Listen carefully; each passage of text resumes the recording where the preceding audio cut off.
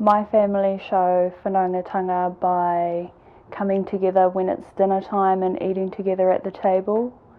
Another example is supporting each other in our extracurricular activities. For example, my niece does kapahaka and we go and support her by going to her practices. Whenever I have a tournament, my family come and support me, sitting on the sideline and cheering me, encouraging me to get through it. Whanangatanga is important at home because our family are our backbone. They're the reason why we're here, the reason why we get through tough challenges. When we fall, they're there to give us hope and bring us back on our feet and get us through our daily struggles.